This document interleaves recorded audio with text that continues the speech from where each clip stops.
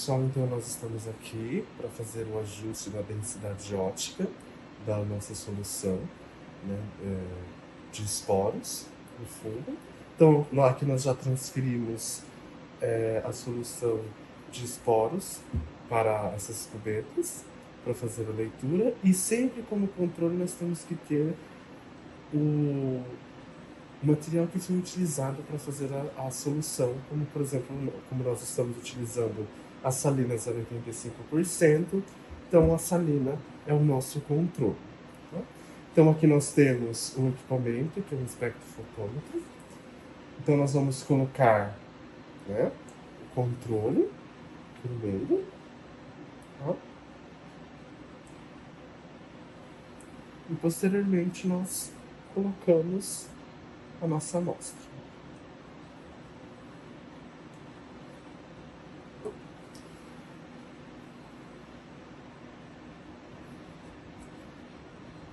Então aqui no programa nós conseguimos selecionar qual comprimento de onda nós gostaríamos de fazer a leitura, que nós gostaríamos de padronizar essa leitura. Então, por exemplo, nós vamos padronizar a 0,2, a densidade ótica, em 600 nanômetros. Então, nós conseguimos, por meio, né, desse programa, nós conseguimos padronizar qual o comprimento de onda nós gostaríamos de fazer a leitura. Hoje nós vamos padronizar para 0,2 a densidade ótica em 600 nanômetros. Isso é importante para garantir uma reprodutibilidade nos experimentos. Então, sempre que eu quiser fazer um experimento, esse experimento reproduzi-lo, eu sempre terei que padronizar a solução de esporos, por exemplo, para 0,2 em 600 nanômetros. Tá? Essa é uma metodologia importante para aqueles fungos, por exemplo, que não esporulam muito, não produzem muitos esporos, né, como por exemplo coletófilo ou outras espécies. Esse processo se assemelha bastante ao processo de contagem dos esporos na câmara de Neubauer. Nós contamos esses esporos também para ter uma solução padronizada de esporos. Tá? A leitura no espectrofotômetro, ele também nos dá essa padronização de esporos na solução. Então eu consigo fixar, por meio deste comprimento de onda de 600 nanômetros, em 0,2. Então sempre quando eu for fazer esse experimento, por exemplo, eu posso sempre fazer com 0,2. Então pessoal, nós estamos aqui com a nossa solução padronizada de esporos do nosso fungo. Então a solução ela foi padronizada a 0,2 na densidade ótica, 600 nanômetros. Então nós vamos pegar essa solução padronizada e nós vamos transferir para uma placa de Petri estéreo. Nessa placa de Petri, essa solução ela vai ser exposta, né, da câmera contendo a luz UV nos diferentes tempos para que nós obtenhamos a nossa curva de crescimento, a curva de sobrevivência desses esporos. Então nós vamos irradiar por tempos determinados, por exemplo, de 2 em 2 minutos, até que se atinja 5% de sobrevivência desses esporos. Tá? Então, com o auxílio de uma pipeta, uma ponteira de 1000 microlitros, né, 1 ml, eu vou transferir essa solução de esporos para essa placa de Petri.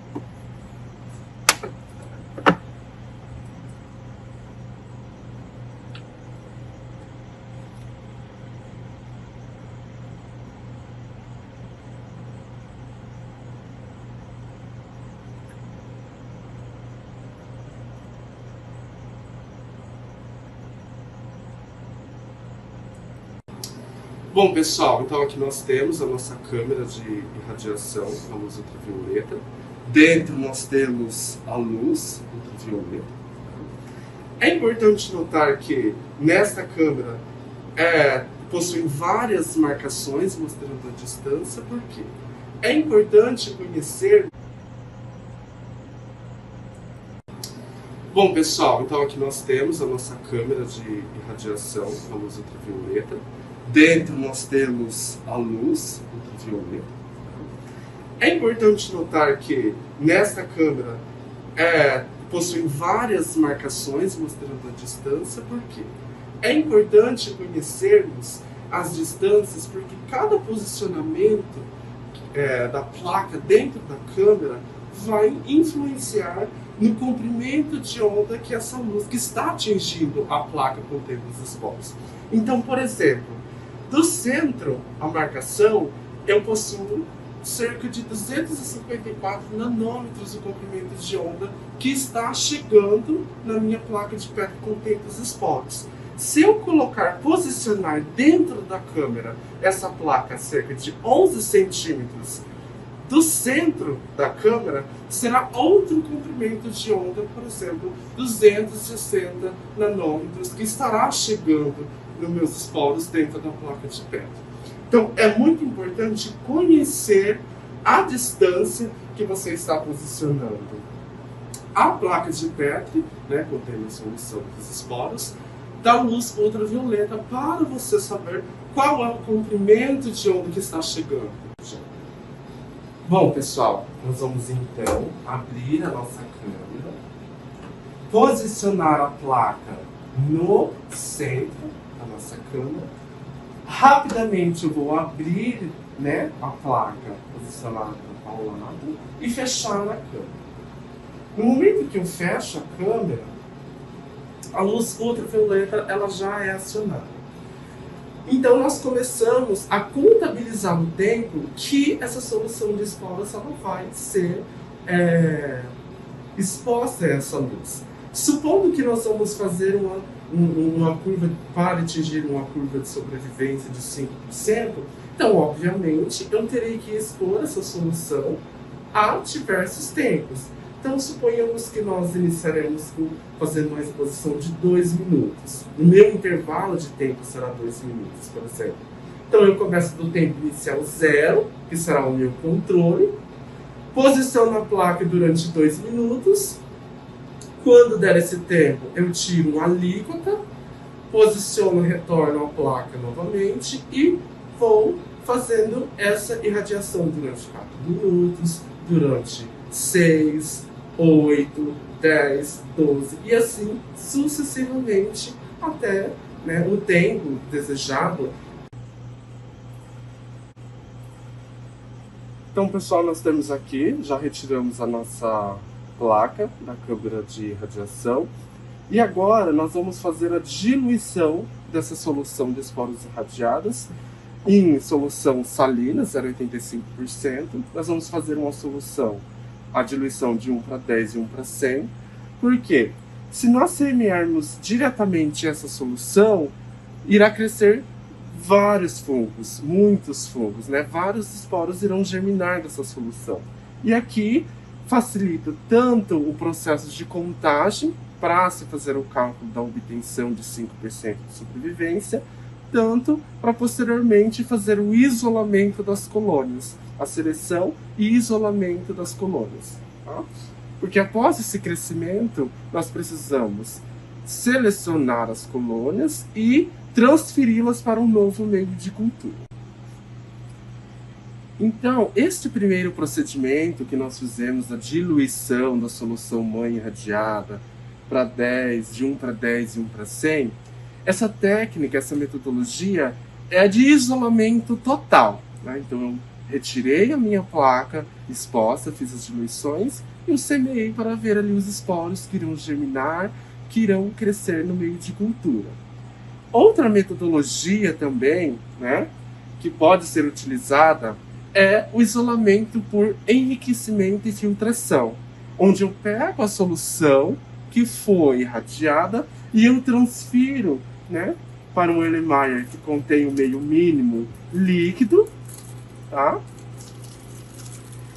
E essa solução transferida no meio mínimo eu submeto à agitação num shaker durante 72 horas seguidas. Por que chama de enriquecimento e filtração? Porque eu deixo sobre agitação e durante cada 24 horas eu faço procedimentos de filtração dessa solução, né? Então, deu 24 horas, eu retiro de agitação e faço o processo de filtração e retorno para a agitação novamente. Então colocamos nosso material aqui no shaker, né, o nosso meio mínimo líquido contendo a solução de esporas irradiadas. Então, vou submeter à agitação agora.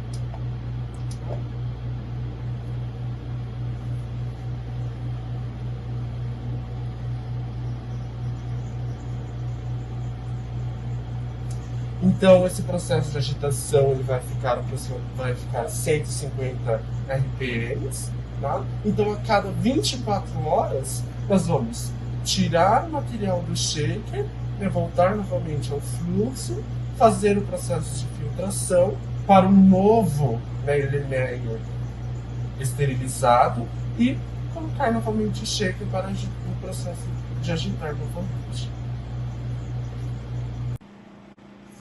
Então, nós fizemos a retirada do material do shaker, né, após 72 horas, mas lembrando que a cada 24 horas nós fizemos o processo de filtração, como nós vamos exemplificar agora. Outra coisa importante, né, que eu acho que vocês devem estar notando, que é a luz. Né, nós estamos sobre uma luz vermelha. Lembrando que não podemos fazer a manipulação do material após ele ter sido irradiado na luz branca, porque ele pode reativar os mecanismos de reparo do DNA. Então, com o auxílio de uma gaze e um falco, ambos esterilizados, eu vou fazer o processo de filtração.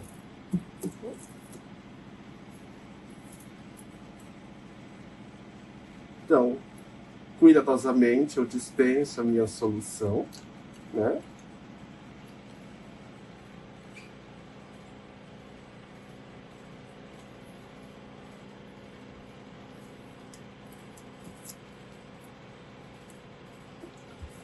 Como nós já estamos no terceiro dia, né, 72 horas, agora nós submeteremos a centrifugação. Após o processo de centrifugação, então, né, do nosso material irradiado e filtrado durante as 72 horas, eu vou ressuspender o material em 2 ml de salina 0,85% aproximadamente, tá, pessoal?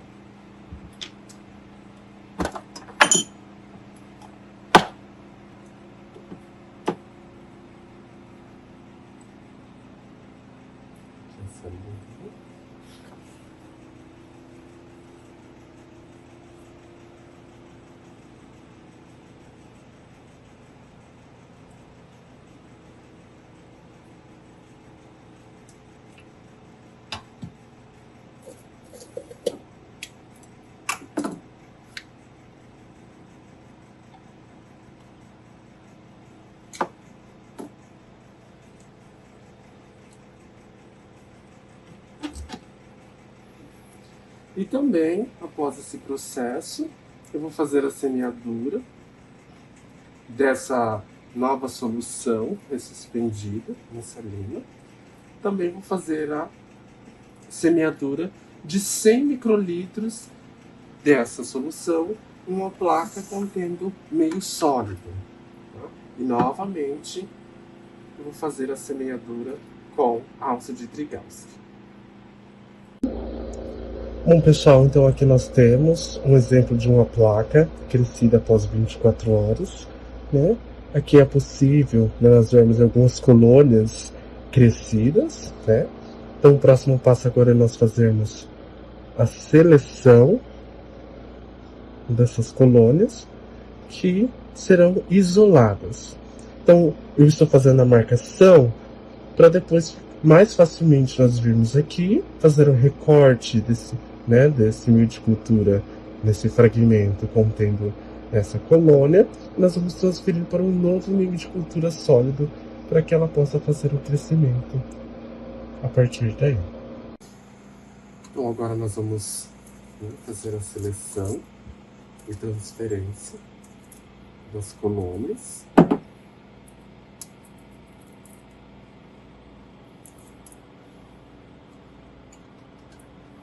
aquelas colônias as quais eu marquei, né, previamente. Eu venho aqui, faço um pequeno recorte do meio de cultura.